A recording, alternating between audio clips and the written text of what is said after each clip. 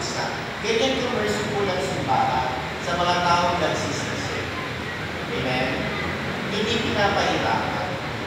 Tinutulungan na lumago sa kabanalan. Meron ba tayong example? Job chapter 1, verse 4 to 6.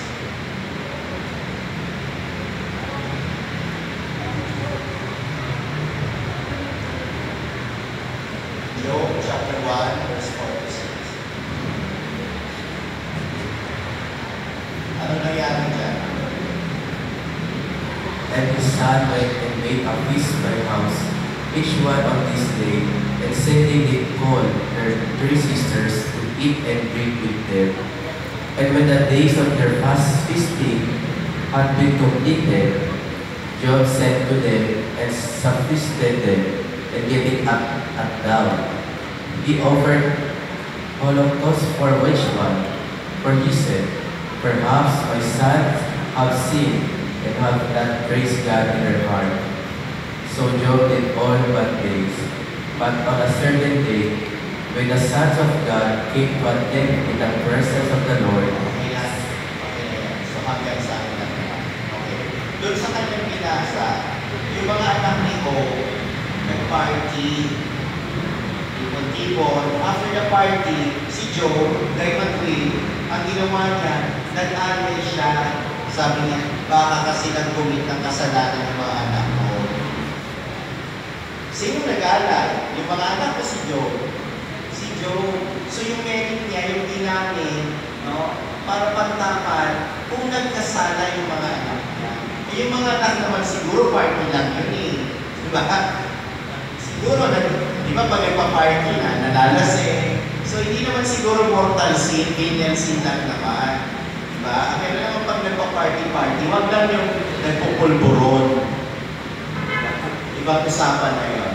Diba? So si Job, matapang matwid, kumuha siya ng pang-alay para doon sa mga kasalanan na gawa ng kanyang mga anak. That is indulgence, brothers and sisters. Ina-apply ko yung merit para sa iba. Pwede yun sa mga patay. Kaya di ba kapag may patay, ino-offer natin suffrages para sa kanila. Minsan, nagbibigay tayo ng pera, nag-aayuno tayo, nagpa-fasting tayo, nagdadasal tayo. Because we can offer our suffrage for the dead. We can offer our indulgences for the dead. Pakibasa mo nga 1 Samuel chapter 31, verse 13.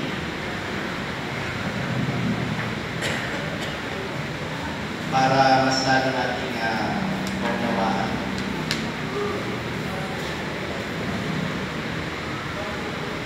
1 Samuel chapter 31, verse 13. The last verse.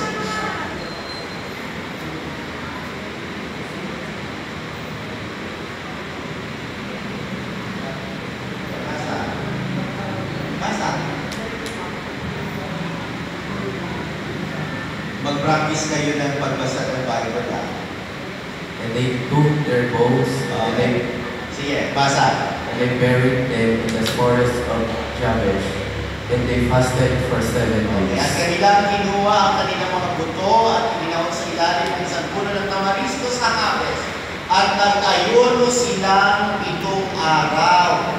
Sabi sa 1 Samuel 31, verse 13. Ngayon, sa 1 Samuel, chapter 1, verse 12, pag binuklat mo yung Biblia, ito ang kanilang ginawa. At sila'y tumangis at tumiyak at nag-ayuno hanggang sa paglubog ng araw. Dahil kay Saul at dahil kay Jonathan ang kanyang anak. At dahil sa bayan ng Panginoon, dahil sa sambahayan ng Israel, sapagkat sila'y nangabuhan sa pamamagitan ng tama. Yung bayan ng Israel, nung namatay si Saul at si Jonathan at yung mga sundalo, ang ginawa, nag-ayuno sila sa loob ng 7 araw. At pa sila mag-aayuno, patay na nga. Diba? Ibig sabihin, ino-offer nila yung kanilang pagpapakasakit para doon sa mga namatay.